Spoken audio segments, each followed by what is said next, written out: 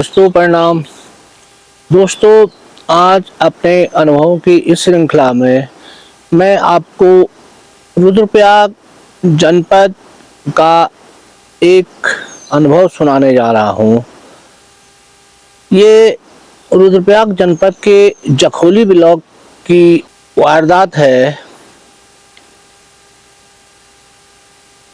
रुद्रप्रयाग से तिलवाड़ा, तिलवाड़ा से मयाली और मयाली के बाद जो रोड चिरबटिया के लिए जाती है, यानी टिहरी और रुद्रप्रयाग जनपद का जो सीमा है वो चिरबटिया है।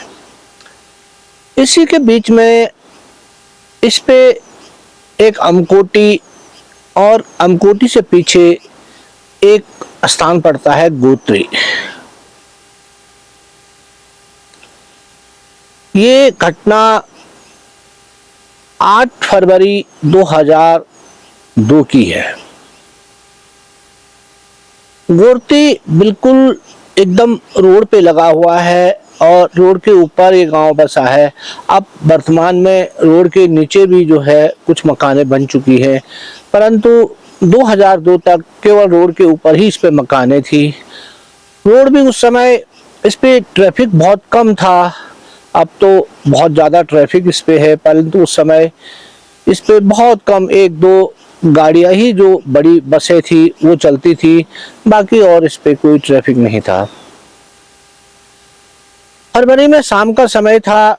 बच्चे नीचे रोड पे खेल रहे थे।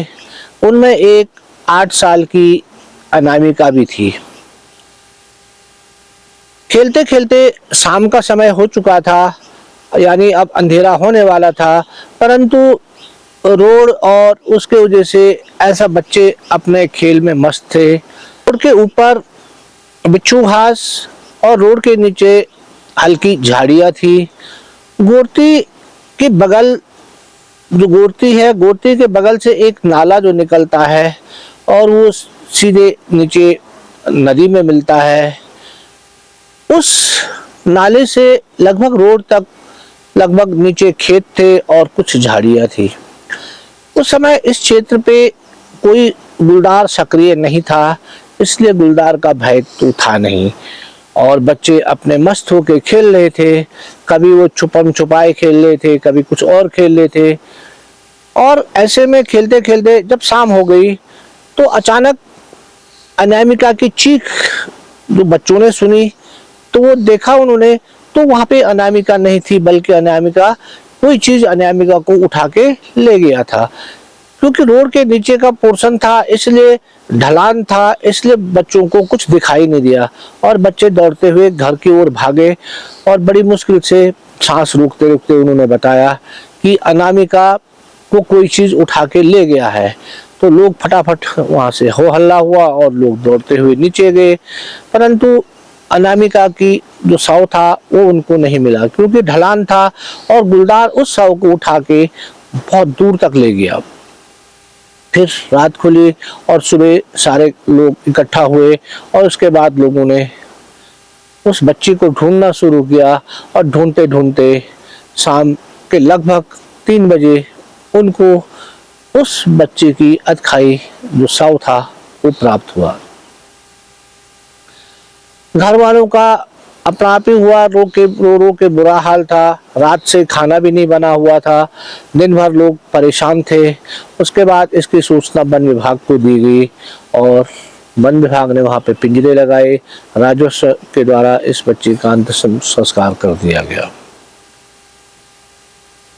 दोस्तों, गोरती से ही एक रोड जो उसके पार वाला जो एरिया है, यानी जो रोड ऊपर से फतेड़ू या चिरबटिया को जा रही है, बुढ़ना के नीचे से और एक रोड जो है और गांवों को लिंक करने के लिए उस समय नई नई बनी हुई थी। फरवरी में घटना होने के बाद फॉरेस्ट ने यहाँ पे पिंजरे लगा दिए थे और उसके बाद यहाँ पे कोई घटना हुई नहीं। 1 महीना गुजरा, 2 महीना गुजरा, ऐसे ही समय गुजरता गया और एरिया फिर एक बार शांत हो गया। अगस्त 2002 की बात है। फतेड़ू, फतेड़ू के नीचे बुडना और बुडना के नीचे घनियाल धार, घनियाल धार से नीचे को सुनार गांव और सुनार गांव के बगल पे एक नेगलियाना गांव था, जहाँ पे बच्चे शाम के समय खेल रहे थे। क्योंकि गुलदार की जो घटना थी, जहाँ पे नेगलाना या सुनार गांव है, ठीक उसके सामने पार गुड़ती पे हुई थी। यदि हम पैदल मार्ग से देखें तो वो 5 किलोमीटर था, परंतु ठीक आमने सामने दिखाई देता था। और फरवरी की घटना थी और ये अगस्त का महीना था। अगस्त के महीने में पहाड़ों में छुपाव बहुत ज़्यादा होता है, क्योंकि ककड़ी की बेल है, सब्जी की बेल है, और जो फसलें हैं वो भी बिल्कुल, जो खेत है वो पूरे भरे होते हैं, और जो मक्का के जो बोई जाती है वो भी बिल्कुल खेत के मकान के अगल बगल ही बोई जाती है। इसलिए गुलदार के लिए बहुत सुटेबल छुपाव जो है वो बरसात में मिलता है, और घटनाएं भी बरसात में बहुत ज़्यादा होती हैं। शाम के समय जब बच्चे खेल रहे थे, उसके बाद सब अपने अपने घर जाने लगे, और जो एक बेटा था सूरज, ये भी अपने घर के लिए, घरों के बीच गांव में गलियां जैसी होती है, और इसके पीछे जो गांव था उसके पीछे बांस का जंगल था और खेत थे, जो ऊपर लगभग घनियाल धार वहां तक फैले हुए थे।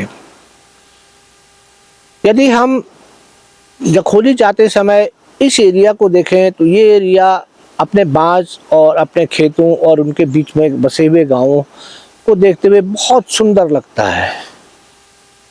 और इन्हीं बांस के वृक्षों से शायद गुलदार उस दिन उस गांव के नज़दीक पहुंचा, और जब उसने देखा कि ये सूरज जो है वो अकेला अपने घर के ले जा रहा है, क्योंकि सूरज का घर नेगलियाना में सबसे पीछे था, और उसने तुरंत सूरज पे हमला कर दिया।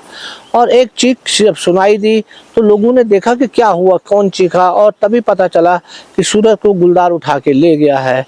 और तुरंत उसी समय हो हल्ला हुआ, क्योंकि गांव में बहुत सारे लोग होते हैं, और उसी समय हल्ला हो गया और उसके गुलदार के लोग पीछे भागे, और लगभग 50-60 मीटर के बाद गुलदार उस बेटे को छोड़ के भाग गया। जब लोग वहाँ पे पहुँचे तब तक सूरज की जो श्वास नली थी वो ब्रेक हो चुकी थी, और वो अब इस दुनिया में नहीं था। यानी जो जखोली का ये आदमखोर था, इसके द्वारा दूसरा किल कर दिया गया था। और उसके बाद तुरंत वन विभाग को सूचना दी गई, राजस्व को सूचना दी गई, और वही फिर वहाँ पे पिंजरे लगा दिए गए। और उसके बाद धीरे धीरे जो ये टाइम था, ये टाइम फिर कटता गया। गुलदार पिंजरे पे नहीं फंसा, और ना इसके लिए कोई शिकारी दल बुलाए गए। उस समय ये जो इलाका था ये जखोली रेंज में आता था, अलग जखोली का अलकनंदा रेंज जो था उसमें आता था, और इसका मुख्यालय ऊपरी गंगा के नाम पे कर्णप्रयाग में था। दोस्तों, 1 फरवरी 2003 की बात है, यानी पहली घटना जो हुई थी उस फरवरी में हुई थी, 1 साल पूरा हो गया था। और जो ये गुलदार था ये रुक रुक के घटनाएं कर रहा था, इसलिए ज़्यादा हो हल्ला भी नहीं हो पा रहा था। और 1 साल बाद 1 तारीख फरवरी को ये सुनार गांव जो नेगलियाना के बगल पे है, वहाँ पे एक लगभग 75 साल की बूढ़ी माँ, जो अपने पेट खराब होने के कारण रात को शौच के लिए बाहर निकली, और उस दिन इस गुलदार द्वारा, शायद उसी एरिया पे ये था, और इसके द्वारा उस महिला को गर्दन से पकड़कर मार दिया गया। क्योंकि रात की बात थी इसलिए किसी को पता नहीं चला, और उसके बाद ये उस शव को खींचते खींचते वहाँ से लगभग 500 मीटर दूर तक ले गया। गर्दन को बार बार पकड़ने के कारण जो बूढ़ी माँ की जो गर्दन थी या सर था वो वहीं पे गिर गया, और बाकी वो बॉडी को लेके 500 मीटर दूर तक पहुंच गया। जब शायद उस के बेटे का नाम गुरमीत था, जब वो सुबह उठा तो उसने देखा कि माँ यहाँ नहीं है, और थोड़ा खोजने के बाद उसने देखा अरे यहाँ पे तो खून के निशान हैं, और थोड़ा दूर जाने के बाद उसको अपनी माँ का सर वहाँ पे मिला। तो यानी उसी समय हो हल्ला हो गया कि गुलदार उसकी माँ को उठा के ले गया है। और उसके बाद वो लोग उसके शव को ढूंढने के लिए गए, और लगभग 500 मीटर जाने के बाद उनको बुढ़िया की अधखाई लाश वहाँ पे प्राप्त हुई। परंतु वहाँ इससे पहले भी जब लोग देख रहे थे तो लोगों का कहना था कि जो ये गुलदार है, ये गुलदार मादा है और इसके साथ 2 बच्चे हैं, और बच्चे भी बड़े हैं। उस दिन भी जो खेत हल लगे हुए जो खेत थे, उन खेतों में एक बड़े गुलदार और एक छोटे गुलदार के पग चिन्ह साफ नजर आ रहे थे। इसलिए लोगों को विश्वास हो गया था कि ये 2 गुलदार हैं। इसकी सूचना वन विभाग और राजस्व को दी गई, और उसके बाद वन विभाग द्वारा वहाँ पे पिंजरा लगा दिया गया, और वाइल्ड लाइफ चीफ को इन सारी घटनाओं का विवरण देते हुए इस गुलदार को आदमखोर घोषित करने का अनुरोध किया गया। दोस्तों, 10 फरवरी 2003 को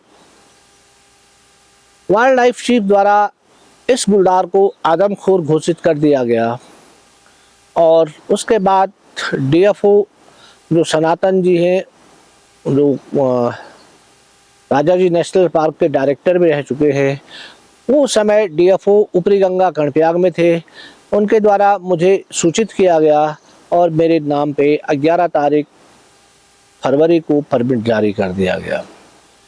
दोस्तों, मैं उस समय नया शिकारी बना था, और ये मेरा अपने जनपद से बाहर पहला शिकार था।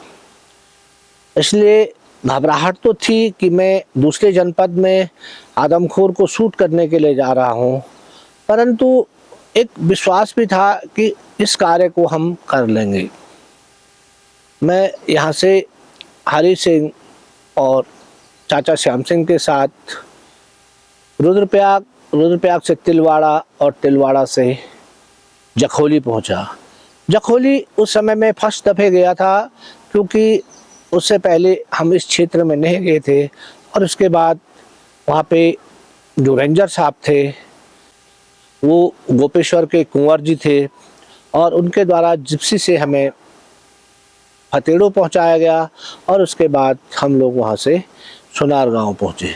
सुनार गांव में जो एक मकान थी, जिसके सारे बेटे लोग उस समय जर्मन में रहते थे, क्योंकि होटल व्यवसाय का यहाँ सबसे ज़्यादा लोग होटलों में बाहर देश रहते हैं, और उनकी जो मकान थी वो नई बन रही थी। उसी पे हम लोगों ने एक कमरा किया, और वहीं पे हमारा जो और फॉरेस्ट वाले थे उनके द्वारा एक कैंप जो है वो बना दिया गया। उस समय जो सुनार गांव वाले थे वो लगभग सुनार गांव हुआ, नेगलाना हुआ, और ये सारे लोग जो ऊपर की छानियों में, बरसात में ऊपर की छानियों में रहते हैं लोग, यानी वो छानियाँ फतेड़ू से ऊपर, बुढ़ना से ऊपर और ऊपर टॉप पे थी, और वो लोग 4 महीने वहीं रहते थे।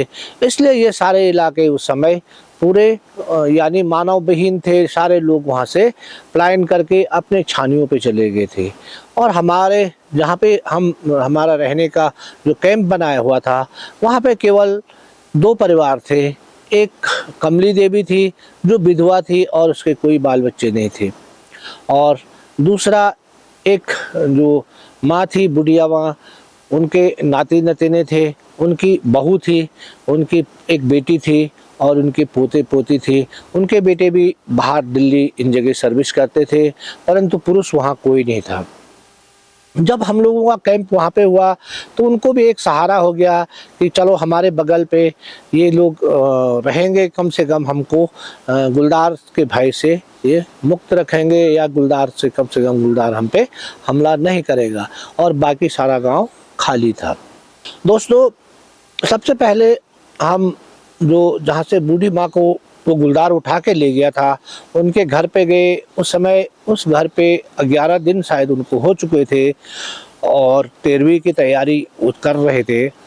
वो घसीट के निशान अभी भी जिंदा थे और उस निशानों को ट्रेस करते हुए हम लोग उन खेतों तक पहुँचे जहाँ तक लास्ट वो बुढ़िया को ले गया था और जहाँ पे उन्होंने बुढ़िया को खाया था। वहाँ पे जो खेत थे उन खेतों में भी जो पग चिन्ह थे वो लगभग अभी दिख रहे थे। तो उससे मुझे भी लग रहा था कि ये एक मादा गुलदार है और लगभग जो 8-9 साल की है, परंतु मुझे उस छोटे से गुलदार के पग चिन्ह वहाँ पे दिखाई नहीं दे रहे थे, इसलिए मैं लोगों की बातों को विश्वास नहीं कर पा रहा था कि ये 2 गुलदार हैं।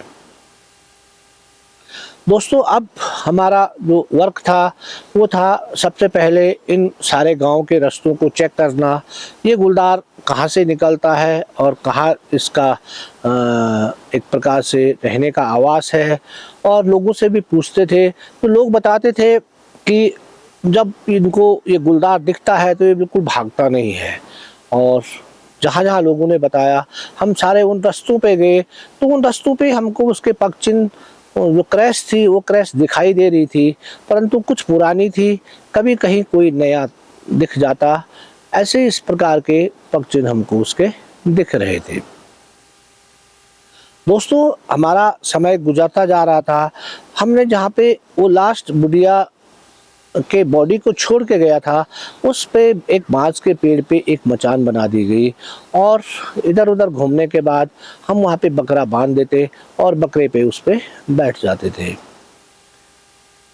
ऐसे ही 4-5 दिन हमको गुजर चुके थे, परंतु हमें गुलदार का कोई नामो निशान दिखाई नहीं दे रहा था और केवल लोगों की बातों से ही पता चल रहा था कि गुलदार कभी ऊपर रोड पे जो ऊपर जो गांव है उस गांव पे दिख रहा है, कभी घंडियाल धार, कभी कहीं इस प्रकार की सूचनाएं हमें मिल रही थी और हम लोग उन जगह जा भी रहे थे, परंतु हमें कोई सफलता नहीं मिल पा रही थी। जब तक हमें उस गुलदार की वास्तविक स्थिति का पता नहीं चल पा रहा था कि ये गुलदार कहाँ से निकल रहा होगा, किस एरिया को ज़्यादा ये कवर कर रहा है, इस चीज़ से हम लोग बहुत अनभिज्ञ थे। एक तो हम लोग उस समय नव सीखे भी थे, इसलिए हम लोगों को ज़्यादा इस चीज़ का अनुभव ही नहीं था और जहाँ जहाँ लोग बताते उन एरियाओं को हम लोग लगातार देख रहे थे। दोस्तों, लगभग 26 फरवरी को, क्योंकि मैं उस समय गोपेश्वर जिला कार्यालय में कार्यरत था और लगभग मुझे 15 दिन कार्यालय से निकले हुए हो गए थे, इसलिए कार्यालय वाले भी परेशान थे क्योंकि उस ज़माने में केवल बेस फ़ोन से अलावा कोई सुविधा इस प्रकार की नहीं थी। तो फिर मेरे को कार्यालय में उपस्थित होना बहुत ज़रूरी था, इसलिए मैं जखोली से वापस आ गया और 2 दिन कार्यालय में रहने के बाद फिर मैं अपने जो कार्य क्षेत्र, जो एक्स्ट्रा कार्य क्षेत्र मेरा उस समय वन विभाग का था, उसके लिए मैं प्रार्थना पत्र देकर फिर बुढना जखोली के लिए चल पड़ा।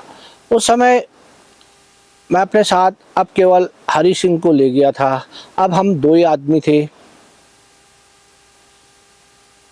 लगभग जो फरवरी का महीना था वो समाप्त हो चुका था और 1 तारीख मार्च को एक रात हम लोग, जैसे लोग बता रहे थे कि सुनार गांव से एक जो रास्ता जाता है और वो एक नाला था जो पूरी झाड़ियों से पटा हुआ था और उसमें पानी भी था।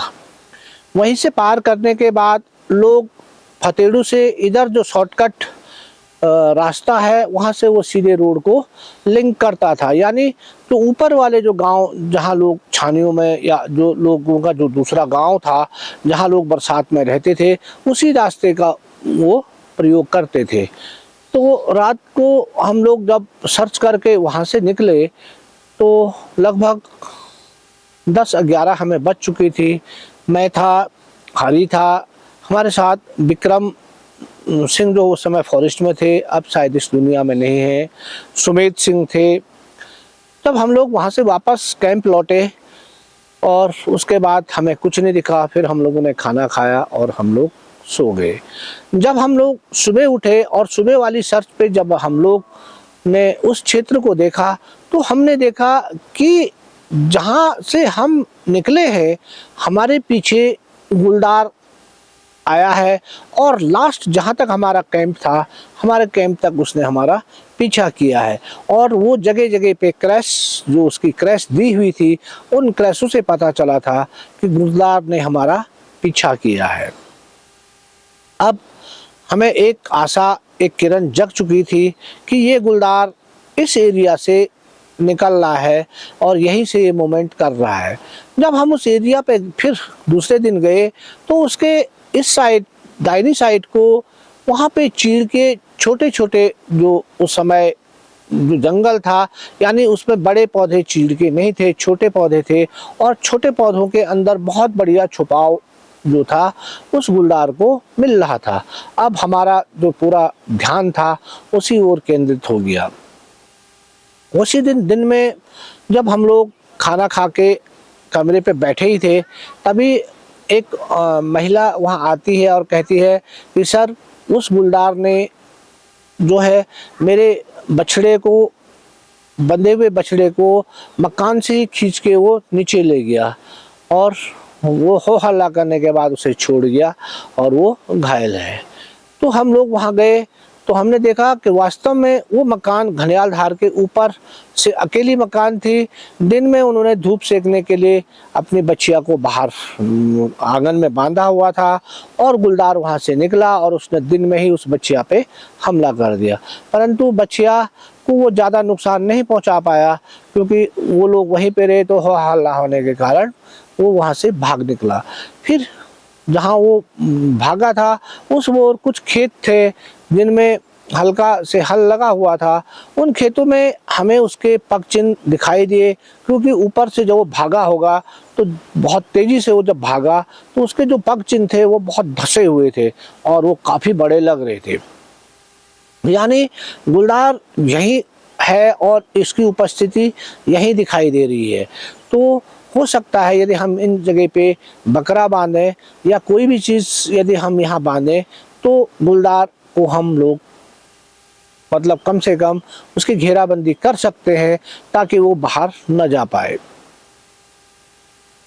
दोस्तों, 3 तारीख को जब हम लोग उसी घनियाल धार से ऊपर जा रहे थे, तो हमें पता चला कि वहीं घनियाल धार के बगल पे एक जो लेडीज़ का मकान है, उस मकान पे उनकी गाय को, जो उस समय नए पत्ते उगते हैं मार्च में, उनका बहुत जहर लगता है, कुछ जैसे जैसे अंगियार हुआ या बुरास हुआ, इस प्रकार के जो पौधे होते हैं, यदि गाय भैंस उनको खा लेते हैं तो वो लगभग मर जाते हैं।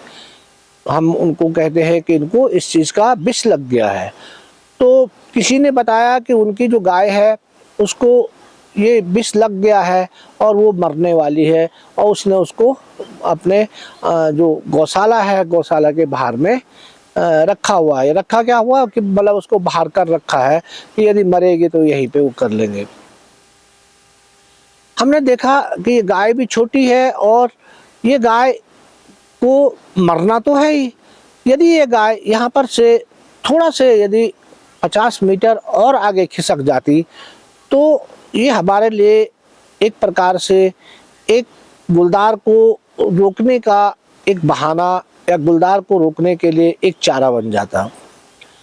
ऐसे हम सोच ही रहे थे, तभी विक्रम और इन्होंने कहा सर हम इस गाय को वहाँ पे रख दें, जहाँ पे एक मैदान था खुला, और उस मैदान पे, क्योंकि इसको तो मरना है और कल इसको वहीं पे दफन भी हम लोग कर देंगे।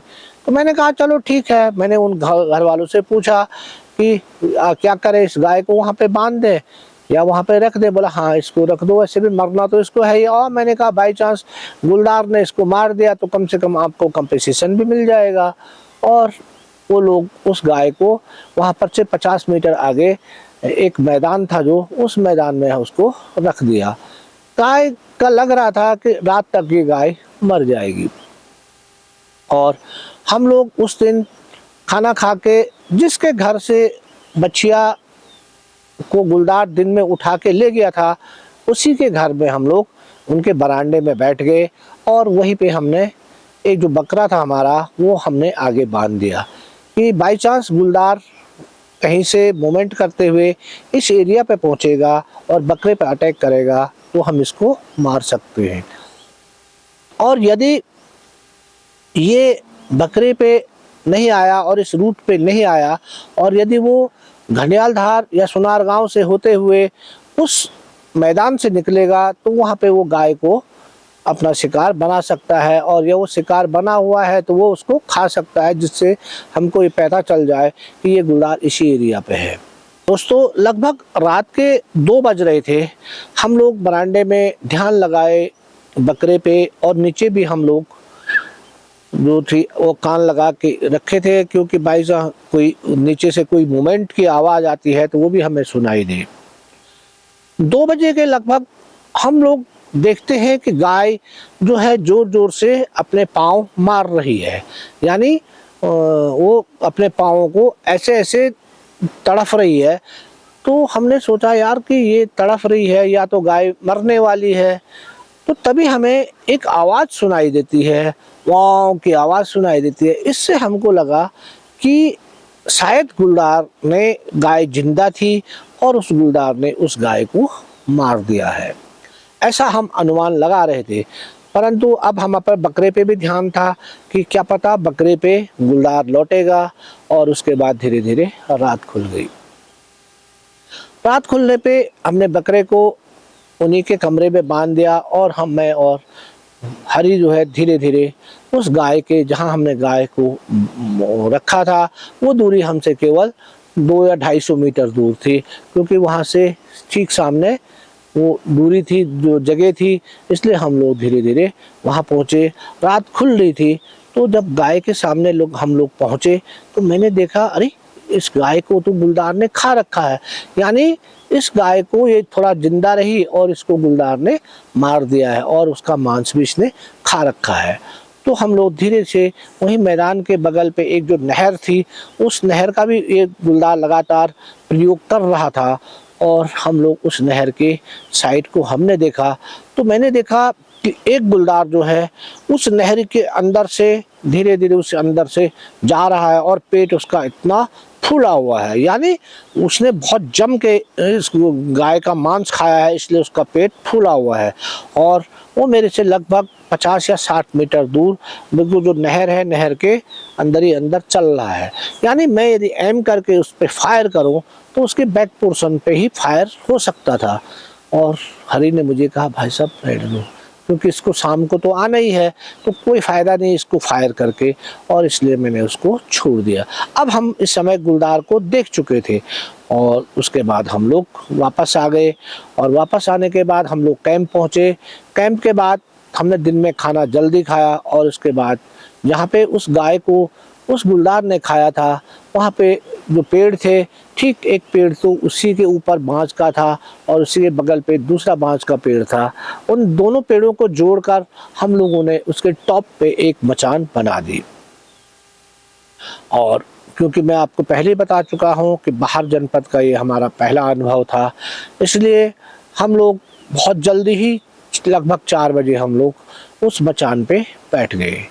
मैं और हरी, क्योंकि मचान बहुत ऊंची थी, लगभग बांज के जो पेड़ थे वो बिल्कुल दोनों पेड़ों के बीच में इस प्रकार से हमने वो बनाया था और बहुत ऊंची होने के कारण यदि गुलदार आएगा भी तो ऊपर को नहीं देखेगा, क्योंकि वो ज़्यादा ऊपर के लिए उसको देखना है तो सीधे ऊपर को उसको सर करना पड़ेगा, इसलिए हम लोग उस पर बैठ गए। बैठते बैठते लगभग अंधेरा होने वाला था, तब मैं देखता हूँ मैदान में एक गुलदार वहाँ से दौड़ते हुए सीधे आया और गाय के बगल से वो साइड को निकल गया। तो मैं ध्यान से देखा कि क्या गुलदार ने हमको देख लिया है, क्योंकि इसको तो गुलदार को सीधा उस बॉडी पे आना चाहिए था, परंतु ये तो दौड़ते हुए जा रहा है। और उसके बाद वो गुलदार शायद वहाँ से दूसरे राउंड के बाद फिर ऐसे आया और उसके बाद वो ठीक हमारे पीछे बैठ गया। उसके बाद मैं देखता हूँ कि उसी जहाँ से हम सुबह उस नहर की ओर वो गुलदार गए थे, उसी नहर से उस मैदान में एक बड़ी सी आकृति जो है वो आती है, और वो मादा गुलदार थी जो मेन आदमखोर थी। और ठीक जो गाय थी जहाँ पे थी, उसी के थोड़ा नज़दीक आने के बाद उसकी जो आवाज़ थी, उसने आवाज़ एक गिर गिर गिर गिर गिर गिर गिर गिर गिर गिर गिर गिर गिर की आवाज़ जो की, उस आवाज़ से ऐसा लग रहा था कि कोई चीज़ धीरे धीरे धीरे धीरे ऐसे कंपन जैसी कर रही है, और वो धीरे धीरे बढ़ती हुई ऐसे लग रही है कि सारे हमारे शरीर को और हम उसको हिला रही है।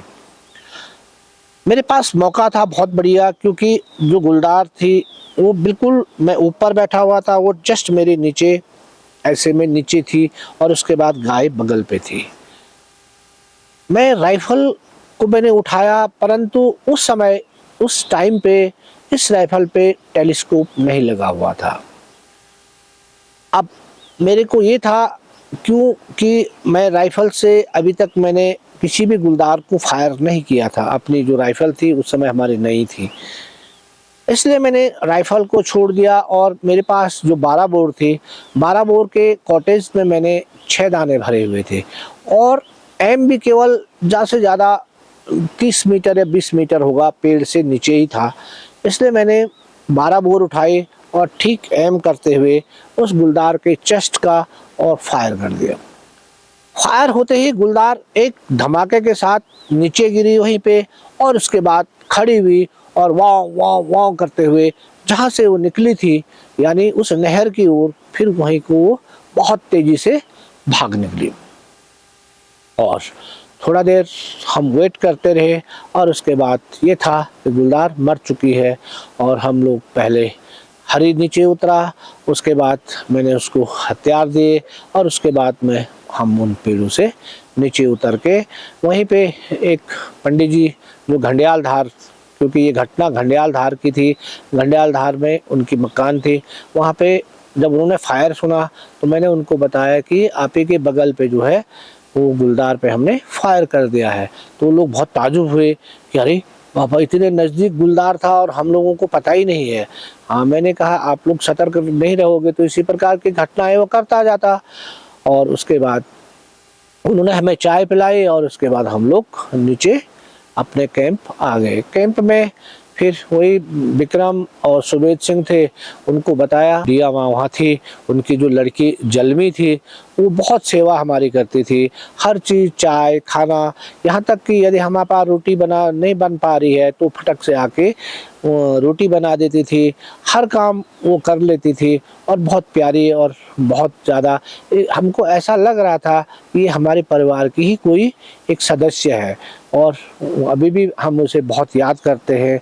शायद जब उसकी शादी जब हुई थी उस समय भी हम लोग उत्तरकाशी आदमखोर मार के उनके घर से उसको मिल के आए थे। तो अभी भी मुझे बहुत याद आती है वो लड़की, कि वो कैसे सुशील और कैसे कर्मठ, और वो कैसे उस समय उस विपदा की घड़ी में हमारी सहायता करती थी। दोस्तों, वो परिवार भी बहुत खुश हो गया, क्योंकि कम से कम अब उससे गुलदार से मुक्ति तो मिल ही जाती। सुबह हम जल्दी उठे, और जल्दी उठने के बाद हम वहाँ पे पहुँचे, और वहीं पर से जो हम नहर के वहाँ पे उस गुलदार को ढूंढने के लिए गए, क्योंकि नए नए थे इसलिए डर भी लग रहा था कहीं घायल होगा तो कहीं हमें काट न दे। परंतु वो गुलदार वहाँ से बहुत तेज़ी से आया, और वहीं पे जो पेड़ था छोटा, इतना मोटा, उस पर टकराने के बाद वो सीधे नहर में ही गिर गया था, और वहीं पे गिरा हुआ था। जब मैं वहाँ पे पहुँचा तो मैंने देखा, अरे ये तो बहुत बूढ़ी मादा है, और इसके कैनाइल भी पूरे टूटे हुए हैं, और इसलिए ये आदमखोर हो गई थी। और इसके बाद बहुत हो हल्ला और बहुत उत्साह के साथ लोग उसको हमारे कैंप लेके आए। कैंप आने के बाद हमने आरओ कल्याण सिंह कुंवर जी को सूचना भिजवाई कि वे हमें गाड़ी भिजवाए, और उसके बाद वहाँ पे गाड़ी आई, और गाड़ी उसमें हम लोग उसको जखोली ले गए। जखोली में उसका पोस्टमार्टम किया गया, और उसके जो वास्तविक था कि ये जो गुलदार है, इसके कैनाइल, इसके जो पंजों के नाखून थे वो पूरी तरह से ब्लैक थे, और उसके बाद इसके पोस्टमार्टम कराने के बाद हम शाम को फिर सुनार गांव जहां हम कैंप था उस कैंप में पहुंच गए। तो फिर वहाँ पे गांव वाले बहुत सारे आ गए, सर अभी तो एक जिंदा है और आप उसको भी मार दो। अरे मैंने कहा भैया ऐसा है, हमारे पास एक परमिट था, उस परमिट को हमने मार दिया है, कोई ज़रूरी नहीं है कि वो बच्चा भी आदमखोर हो, उसने खाया होगा, कोई ज़रूरी नहीं है। परंतु लोग लगे हुए थे, हमने उन्हें मना किया कि हम लोग ऐसा काम नहीं कर सकते। दूसरे दिन हम उस परिवार से, क्योंकि वो परिवार एक अपना जैसा परिवार हो गया था, और उस परिवार से विदा लेके हम लोग गैरसैंण की ओर चल दिए। और उसके बाद उस एरिया पे कोई घटना नहीं हुई। अभी 2024 परसों मैं देख रहा था कि इस समय किसी बालक पे एक गुलदार ने वहाँ पे हमला किया है, और ये घटना 2003 की है और ये 2024 है, यानी उस क्षेत्र में गुलदार ज़्यादा सक्रिय उसके बाद नहीं रहे। और आप लोगों को मेरा अनुभव कैसा लगा कमेंट करके ज़रूर बताएं। और दोस्तों, क्योंकि ये जो घटना थी ये बहुत पहले और पुराने टाइम की हो गई है, इसमें बहुत सारी जो हमारे याददाश्त है वो भी कमज़ोर हो गई है, क्योंकि आप लगा लो इस घटना को 21 साल हो गए हैं। कुछ गाँवों के मैं नाम भूल गया हूँ, कुछ लोगों के नाम भूल गया हूँ। फिर भी आपको ये अनुभव कैसा लगा कमेंट करें, लाइक करें, शेयर करें, नए लोग सब्सक्राइब करें। और फिर मिलते हैं दोस्तों ऐसे ही एक घटनाक्रम के साथ। तब तक बहुत बहुत धन्यवाद।